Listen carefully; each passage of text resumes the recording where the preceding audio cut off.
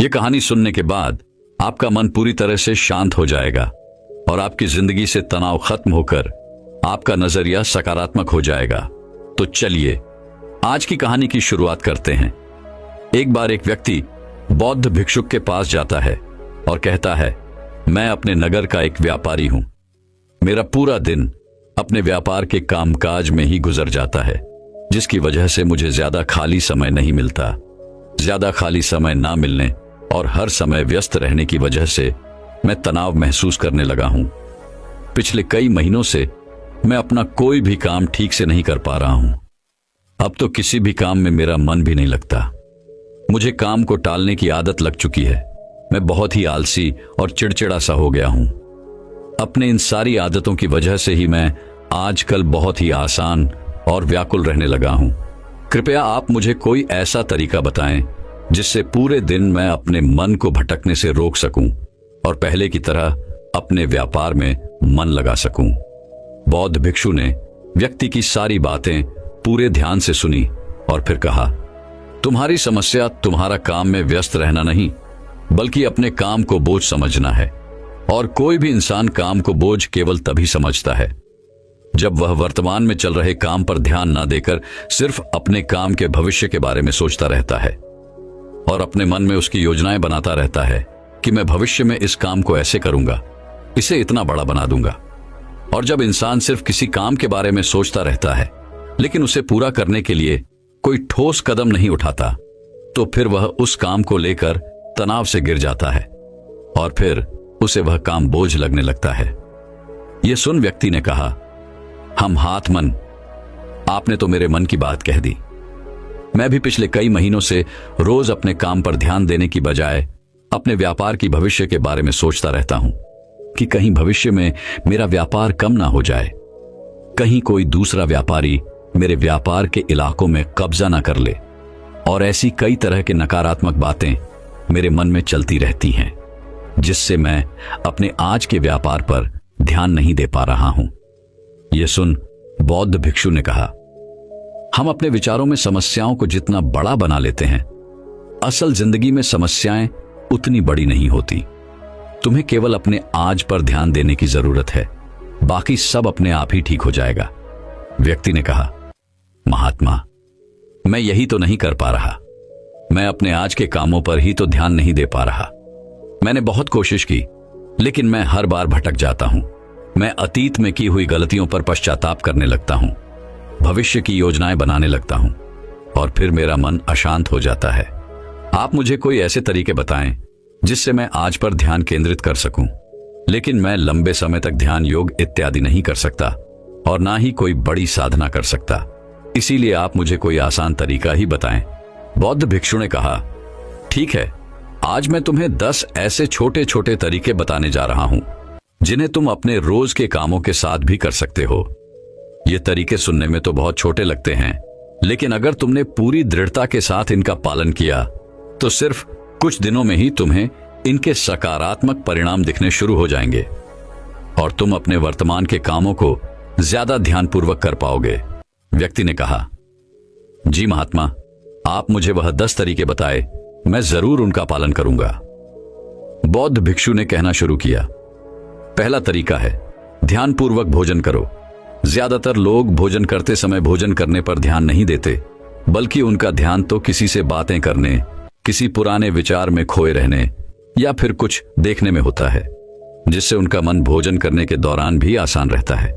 जबकि हमें भोजन की थाली आने के साथ ही उसकी सुगंध, थाली में कौन सा भोजन परोसा गया है, भोजन देखने में कैसा है, इन सब का पूरे ध्यानपूर्वक निरीक्षण करना चाहिए और मन ही मन भोजन बनाने वाला और उस भोजन को उगाने वाले का धन्यवाद करना चाहिए। हर एक निवाले के साथ भोजन के स्वाद का आनंद रहना चाहिए, ना कि सिर्फ पहले निवाले का। अगर तुम पूरे प्रेम के साथ ध्यानपूर्वक भोजन को ग्रहण करते हो तो भोजन के खत्म होने तक तुम्हारा मन एकदम शांत हो जाएगा और तुम अंदर से आनंद महसूस करोगे। और यही कारण है कि पुराने भारतीय समाज में मौन रहकर भोजन करने की परंपरा रही है, क्योंकि मौन होकर ध्यानपूर्वक भोजन करना भी ध्यान करने का एक तरीका है।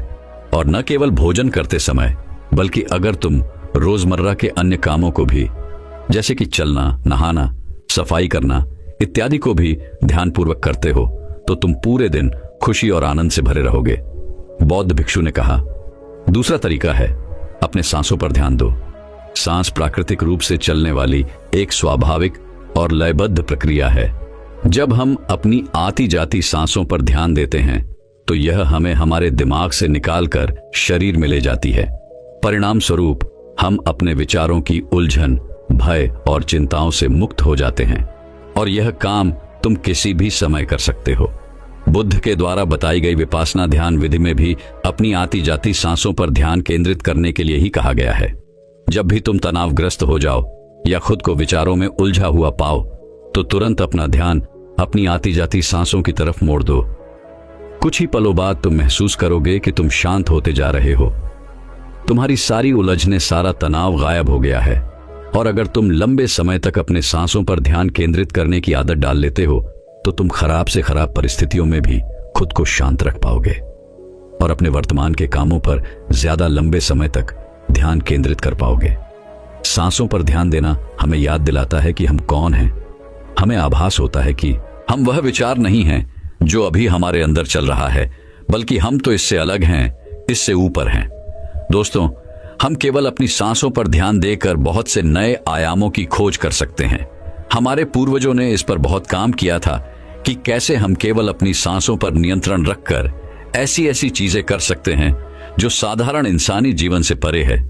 हम अपनी सांसों पर ध्यान देकर खुद को ऐसी स्थिति में ला सकते हैं कि जीवन में आने वाला कोई भी उतार चढ़ाव हमें परेशान नहीं कर सकता। बौद्ध भिक्षु ने व्यक्ति से कहा, तीसरा तरीका है अपने इंद्रियों से जुड़ी हमारी 5 इंद्रियों नाक, त्वचा, जीभया, कान और आंखें हमारे शरीर के प्रवेश द्वार हैं। लेकिन जब हम विचारों में खोए रहते हैं तो हम अपनी इंद्रियों को अनुभव नहीं कर पाते कि हमारे आसपास क्या चल रहा है, कैसी सुगंध है, कैसी ध्वनियां आ रही है। जब तक कि यह सारी चीजें इतनी प्रबल ना हो कि यह हमारा ध्यान अपनी ओर खींच ले, हम बस बेहोशी में जिए चले जा रहे हैं। इसीलिए अपने आसपास की चीजों को ठहर कर ध्यान से देखने की आदत डालो। जैसे अपने शरीर से टकराती ठंडी हवा को महसूस करो, बगीचे में खिले रंग बिरंगे फूलों पर ध्यान दो, उनकी खूबसूरती को निहारो, पक्षियों की आवाजों पर ध्यान दो, उगते और डूबते सूरज को कुछ देर ठहर कर देखो। ये सारी छोटी छोटी चीजें तुम्हें तुम्हारे वर्तमान से जोड़ेगी। अगर तुम अपने जीवन में शांति और आनंद का अनुभव करना चाहते हो तो तुम्हें अपने आसपास की चीजों पर ध्यान देना होगा। तुम्हें कुछ पल ठहर कर उन्हें प्रेम पूर्वक देखना और महसूस करना होगा। बौद्धिक कक्षियों ने कहा, चौथा तरीका है अपने मन में उठने वाली नकारात्मक भावनाओं का निरीक्षण करो। परेशान, निराशा या क्रोधित होना हम इंसानों में आम बात है, लेकिन हमें चाहिए कि हम ऐसी भावनाओं के बहाव में ना आए।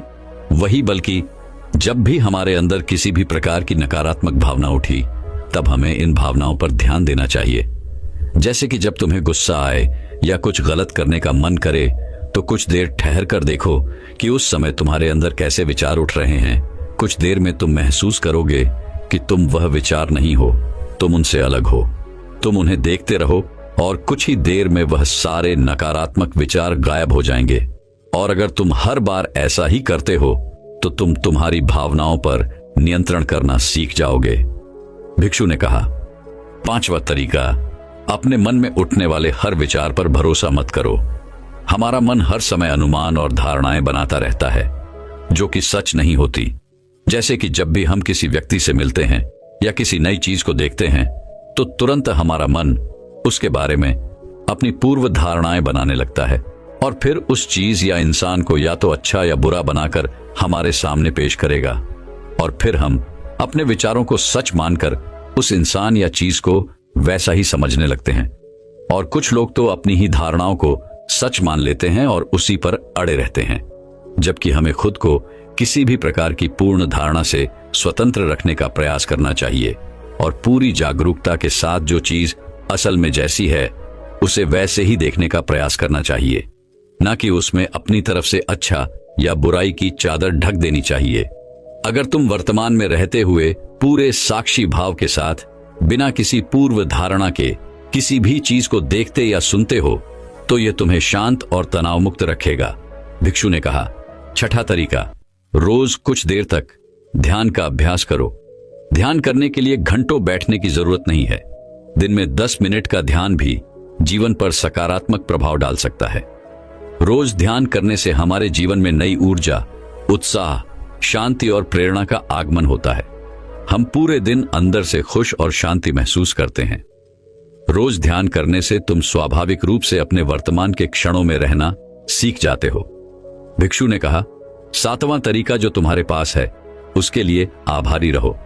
जिंदगी में खुशी लाने का सबसे आसान तरीका है आभार व्यक्त करना। धन्यवाद अदा करने से न केवल जो चीजें हमारे पास हैं उनसे हमें असली खुशी मिलती है, बल्कि जो हम पाना चाहते हैं उसे पाने का रास्ता भी हमें दिखना शुरू हो जाता है।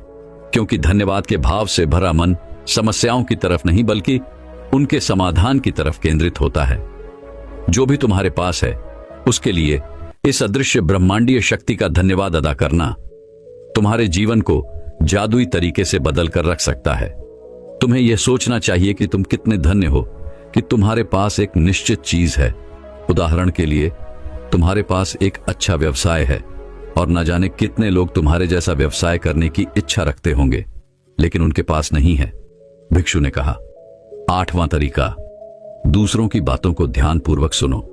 किसी दूसरे व्यक्ति से बात करते समय यह सोचे बिना कि उसे क्या कहना है या उसकी बात का कैसे जवाब देना है, तुम्हें पूरे ध्यानपूर्वक सामने वाले की बातों को सुनना चाहिए। तुम्हें सामने वाले से बात करनी है, उसे जवाब देने के लिए नहीं बल्कि उसकी भावनाओं को समझने के लिए। जब तुम किसी से बात करो तो अपने कान, दिल और अंतर्मन से उसकी बातों को सुनो और समझो।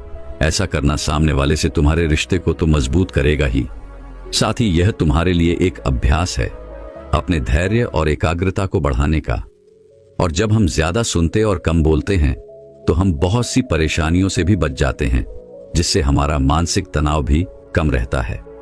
और याद रखो, किसी भी इंसान की बातों को ध्यानपूर्वक सुनना उसे सम्मान देने का सबसे अच्छा तरीका है। भिक्षु ने आगे कहा, 9वां तरीका, अपने महत्वपूर्ण कामों के लिए एक समय निर्धारित करो। तुम्हें अपने दिन के कुछ समय को महत्वपूर्ण कामों के लिए निश्चित रखना चाहिए, जैसे काम का समय, नहाने का समय, सफाई का समय, खाने का समय। महत्वपूर्ण कामों को समय के साथ बांटना यह सुनिश्चित करता है कि वे चीजें बिना किसी बाधा के नियमित रूप से होती रहें। दिन के सही समय पर सही काम को करना हमारे जीवन में अनुशासन लाता है और अनुशासन से जीवन में शांति और खुशी आती है। भिक्षु ने कहा, 10वां और अंतिम तरीका, अपने रोजमर्रा के कामों में जागरूकता लाने का प्रयास करो। तुम जब भी किसी काम को करो तो उसे वर्तमान में रहकर करने की कोशिश करो। हर बार तुम्हारा मन अपने विचारों में खो जाएगा, लेकिन तुम्हें फिर से खुद को वर्तमान क्षणों में वापस लाना है। और यह तुम्हें हर बार करना है जब तक कि यह तुम्हारी आदत ना बन जाए। और साथ ही तुम यह देखने का भी प्रयास करो कि उस काम को करते वक्त तुम्हारे अंदर किस तरह के विचार उठ रहे हैं। यह एक छोटा सा अभ्यास तुम्हें वर्तमान में जीने में तुम्हारी मदद करेगा। भिक्षु ने आगे कहा, शांति और आनंद कोई घटना नहीं है, बल्कि यह एक प्रक्रिया है जो हमारे जीवन के साथ साथ चलती है, अगर हम जागरूक रहकर जीना सीख जाते हैं। इतना कहकर बौद्ध भिक्षु मौन हो गए और वह व्यापारी उनका धन्यवाद करते हुए वहां से चला गया। तो दर्शकों, चलिए अब तनाव के ऊपर हमारे दूसरे कहानी की शुरुआत करते हैं। एक बार एक बड़े राज्य के राजा को एक सन्यासी से प्रेम हो गया। सन्यासी रहता था राज्य के पास वाले एक जंगल में। वह एक पेड़ के नीचे अपनी धुनी रमाए बैठा रहता, अपनी मस्ती में मस्ती, बिना किसी चिंता, बिना किसी तनाव की। उसकी शांति लोगों को अपनी तरफ आकर्षित करती। जो भी उसके पास बैठता उसका मन भी शांत हो जाता। उस सन्यासी की अद्भुत शांति लोगों से दुलार करती, उनको अपनी तरफ चुंबक की तरह आकर्षित करती। आसपास के गांव के लोग जब भी अपनी कोई समस्या लेकर उस सन्यासी के पास आते ही तो वह झट से उन्हें उनकी समस्या का समाधान सुझाव देता। उस सन्यासी की प्रसिद्धि दूर गांवों तक फैल चुकी थी। धीरे धीरे यह बात राज्य के राजा तक पहुंची तो एक दिन राजा भी अपने मंत्री के साथ उस सन्यासी से मिलने पहुंचा। सन्यासी की शब्दों की मिठास और अद्भुत शांति ने राजा को भी अपनी तरफ आकर्षित कर लिया। अब तो राजा रोज शाम को राजकाज के कामों से थोड़ा वक्त निकालकर सन्यासी से मिलने आने लगा। धीरे धीरे राजा का सन्यासी के प्रति प्रेम इतना प्रगाढ़ हो गया कि अब तो वह सन्यासी से एक पल के लिए भी दूर नहीं रहना चाहता था। एक शाम वह जब अड़ गया कि आज तो आपको मेरे महल में चलना ही पड़ेगा। सन्यासी ने खूब मना किया, तरह तरह के कारण बताए, लेकिन राजा ने सन्यासी की एक न सुनी। अंततः सन्यासी को राजा के महल आना ही पड़ा। राजा महल में सन्यासी को अपनी ही तरह की सूक्ष्म गद्दी देता, उसे पूरा मान सम्मान देता। राज्यसभा में सन्यासी राजा से केवल एक सीढ़ी नीचे की कुर्सी पर ही बैठता। दोनों हमेशा साथ रहते। एक बार दोनों एक जंगल में शिकार के लिए गए और शिकार का पीछा करते करते रास्ता ही भटक गए। दोनों अकेले ही गए थे, उनके साथ कोई सैनिक इत्यादि नहीं था। सन्यासी, राजा और उनका घोड़ा, यह तीन ही थे। रास्ता खोजते खोजते सुबह से शाम हो गई, लेकिन उन्हें महल वापस लौटने का रास्ता नहीं मिला। दोनों बहुत थक चुके थे और उन्हें जोरों की भूख भी लगी थी, लेकिन कुछ खाने को नहीं मिल रहा था। तभी राजा की नजर वृक्ष पर लगे एक फल पर पड़ी। उस वृक्ष पर केवल एक ही फल लगा हुआ था। राजा ने तुरंत पेड़ पर चढ़कर उस एक फल को तोड़ दिया। राजा का मन तो कर रहा था कि वह उस पूरे ही फल को खा लिए, लेकिन वह उस सन्यासी से प्रेम ही इतना करता था कि वह उसे बिना खिलाए कुछ भी नहीं खाता था। राजा ने फल के 6 टुकड़े किए और उसमें से 3 टुकड़े सन्यासी को देने लगा। पहले तो सन्यासी ने फल लेने से मना किया, लेकिन फिर राजा के बार बार आग्रह करने पर उसने वह तीनों टुकड़े ले लिए और उन्हें खाने लगा। अपने हिस्से के फल खाने के बाद सन्यासी ने कहा, वाह, अद्भुत मजा आ गया। इतने स्वादिष्ट फल तो मैंने अपनी जिंदगी में आज से पहले कभी नहीं खाए। कृपया कर एक फल और दे दीजिए। वह राजा उस सन्यासी से बहुत प्रेम करता था, इसलिए उसने अपने हिस्से में से बल्कि एक भाग सन्यासी को और दे दी। वह सन्यासी उस फल को खाने के बाद कहता है, अद्भुत, अति स्वादिष्ट, कृपया कर एक फल और दे दे। उस सन्यासी की यह बात सुन राजा को थोड़ा बुरा लगता है, क्योंकि फल एक ही था और भूखे दोनों थे। लेकिन उस राजा का उस सन्यासी के प्रति प्रेम भी इतना था कि वह अपने हिस्से में से दूसरा भाग भी उस सन्यासी को दे देता है। वह सन्यासी झट से उस दूसरे भाग को भी खा लेता है और कहता है, वाह, बहुत खूब, आनंद आ गया। अगर एक फल और मिल जाए तो मजा ही आ जाए। कृपया कर एक फल और दे दीजिए। यह सुन राजा उस सन्यासी से कहता है, यह तो गलत है। भूखा तो मैं भी हूं, कम से कम एक तो खाने दो। तभी सन्यासी लपक कर राजा के हाथ से वह आखिरी फल भी छीन लेता है। राजा ने कहा, रुको, अब तो तुम सारी सीमाएं लांघ रहे हो। मैं तुमसे इतना प्रेम करता हूं, तुम मुझसे जरा भी प्रेम नहीं करते। क्या तुम्हें मेरी भूख नहीं दिख रही? मैं भी तो तुम्हारे साथ सुबह से भटक रहा हूं। इतना कहकर राजा ने वह आखिरी फल सन्यासी के हाथ से छीन लिया और अपने मुंह में रख लिया।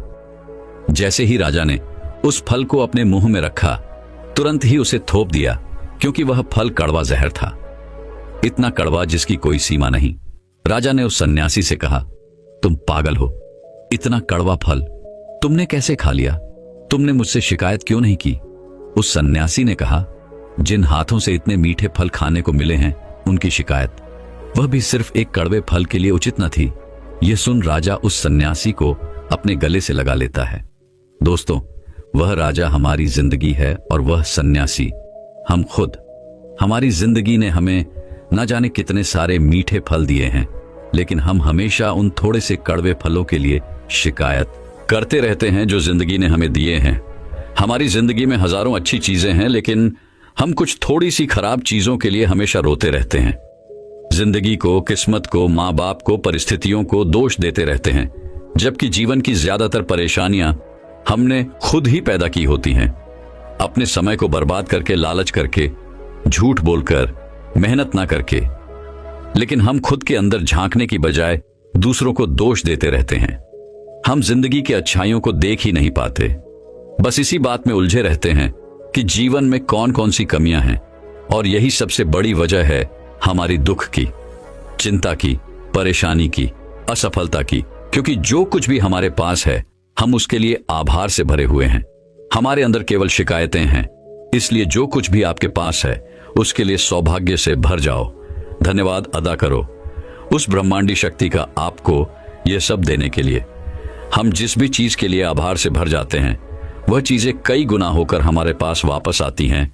इसलिए आपके जीवन में जो कुछ भी अच्छा हो रहा है और अगर आप चाहते हैं कि वो कई गुना होकर आपके पास वापस आए, तो अब हर उस चीज के प्रति अब वह भाग्य से भर जाओ। फिर चाहे वह धन हो, अच्छे रिश्ते हो, मान सम्मान या पद प्रतिष्ठा। अचानक से आप महसूस करेंगे कि जिन रिश्तों से आपको खुशी नहीं मिल रही थी, जो चीजें आपको खराब लगती थी, जिनके लिए आपके अंदर कोई सम्मान नहीं था, आप उनसे संतुष्ट नहीं थे, उन्हीं रिश्तों से आपको खुशी मिलने लगी है। आप ज्यादा संतुष्ट और खुश रहने रखेंगे। धन्यवाद का भाव यानी पावर ऑफ ग्रेटिट्यूड इंसानी जीवन के लिए किसी चमत्कार से कम नहीं है, क्योंकि यह हमारे विचारों को पॉजिटिविटी की ओर ले जाता है। दोस्तों, अगर हम एक कागज देकर उसमें एक तरफ ये लिखें कि हमारे पास क्या क्या है और दूसरी तरफ ये लिखें कि जीवन में कौन कौन सी कमियां हैं, तब हम जान पाएंगे कि जो अच्छी चीजें हमारे पास हैं उनकी लिस्ट तो खत्म ही नहीं हो रही, लेकिन कागज के दूसरी ओर कि जीवन में कौन कौन सी कमियां हैं, तो हम पाएंगे कि वहां केवल इतनी ही कमियां हैं जिन्हें हम अपनी उंगलियों में गिनकर ही खत्म कर सकते, जैसे कि धन की कमी, समय की कमी, रिश्तों में कड़वाहट इत्यादि। और जीवन की ज्यादातर समस्याएं हमारी खुद की बनाई हुई हैं।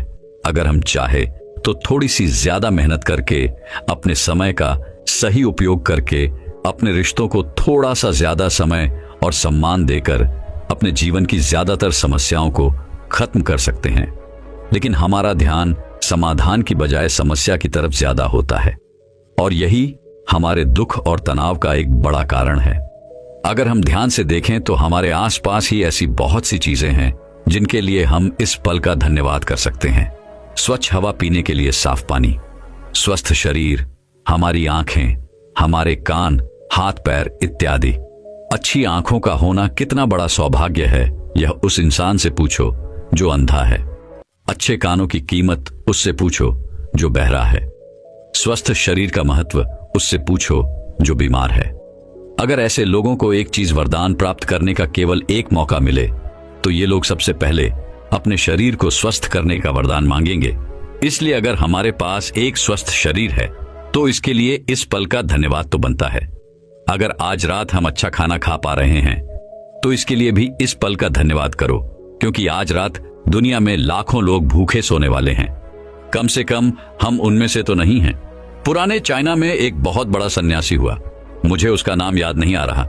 एक बार वह अपने कुछ शिष्यों के साथ नदी से स्नान कर वापस लौट रहा था।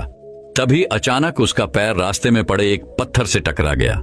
उसके अंगूठे में जोरों की चोट लगी और उसका पूरा पैर लहूलुहान हो गया। लेकिन उस सन्यासी ने तुरंत ही उस पत्थर को उठाकर रास्ते से किनारे फेंका और हाथ जोड़कर परमात्मा का धन्यवाद करने लगा। यह देखकर उसके शिष्यों ने पूछा, आप ये क्या कर रहे हैं? यह भी कोई धन्यवाद करने वाली बात है? सन्यासी ने कहा, धन्यवाद कर रहा हूं कि अंगूठे के चोट से ही काम हो गया, वरना सर के बल भी गिर सकता था, सर भी फूट सकता था, जान भी जा सकती थी। इसीलिए धन्यवाद कर रहा हूं कि सिर्फ इतना सा दर्द देकर ही मुझे बड़े दर्द को सहने से ही बचा लिया। अगर ऐसे इंसान को कोई कष्ट भी होता है तभी वह आभार प्रकट करता है कि चलो इतने कष्ट से ही काम चल गया, वरना ज्यादा भी सहना पड़ सकता था। अब ऐसी सोच रखने वाले इंसान को कौन सी परेशानी दुख दे सकती है? इसलिए कहा जाता है कि धन्यवाद बड़े से बड़े दुख को सहने की क्षमता देता है। इसलिए सौभाग्य से भरो उन सारी सकारात्मक चीजों के लिए जो आपके पास है। यही तनाव और चिंता से मुक्ति का सूत्र है। तो दर्शकों, चलिए अब तनाव के ऊपर हमारे तीसरे कहानी की शुरुआत करते हैं। एक राज्य के राजा की यह आदत थी कि वह अक्सर भेष बदलकर अपने राज्य में घूमा करता था, ताकि वह अपने प्रजा की असली जरूरतों के बारे में जान सके और राज्य में चल रहे गलत कामों, वह सुरक्षा की स्थिति की जानकारी हासिल कर सके। ऐसे ही एक दिन अपने मंत्री के साथ भेष बदलकर घूमते हुए राजा अपने राज्य की अंतिम छोर तक पहुंच जाता है। वहां पहुंचकर राजा एक बहुत ही चौंका देने वाली घटना देखता है। वह देखता है कि एक इंसान सड़क के बीचों बीच लेटा हुआ है, लेकिन कोई भी उसकी मदद नहीं कर रहा। लोग उसके आसपास से निकल तो रहे हैं, लेकिन कोई भी उस पर ध्यान नहीं दे रहा है। यह देखकर राजा खुद ही उस पड़े हुए व्यक्ति की मदद करने जाता है। राजा जैसे ही उस व्यक्ति के पास पहुंचकर उसको उठाने की कोशिश करता है, उसे पता चलता है कि व्यक्ति तो पहले से ही मरा हुआ है।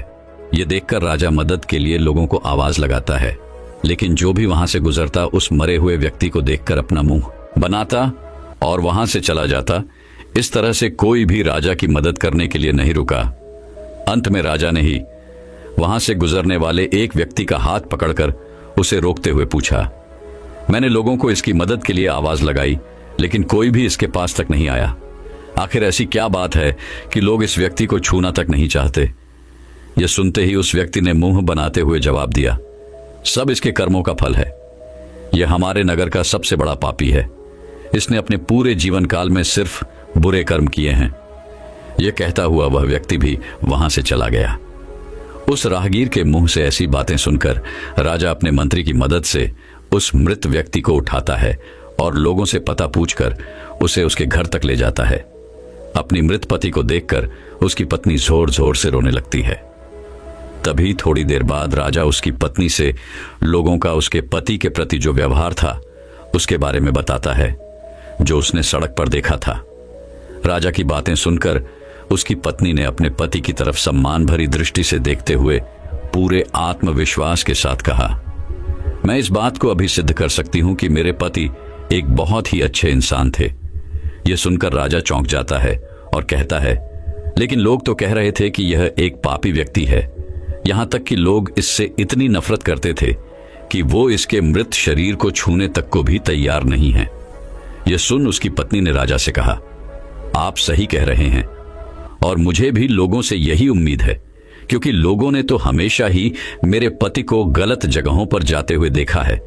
लेकिन सच्चाई तो यह है कि मेरे पति हर रोज शराब की दुकान पर जाते थे और वहां से शराब की कुछ बोतलें खरीद लाते और फिर उस पूरी शराब को नाली में फेंक देते, ये कहते हुए कि मुझे उम्मीद है कि इससे वो लोग बुरे कर्म करने से बच जाएंगे जो इस शराब को पीने वाले थे। फिर उसके बाद रात में मेरे पति उन स्त्रियों के पास जाते हैं जो देह व्यापार करके अपना जीवन यापन करती हैं। उनमें से कुछ स्त्रियों को वह पूरे रात की कीमत देकर उन्हें दरवाजा बंद कर लेने के लिए कहते, जिससे कम से कम उस रात तो उनके पास कोई न जाए।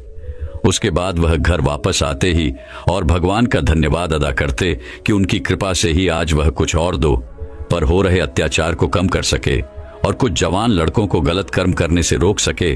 तो लोग अक्सर मेरे पति को ऐसी जगहों पर जाते हुए देखते थे और समझते थे कि मेरे पति शराबी और खराब नियत के हैं।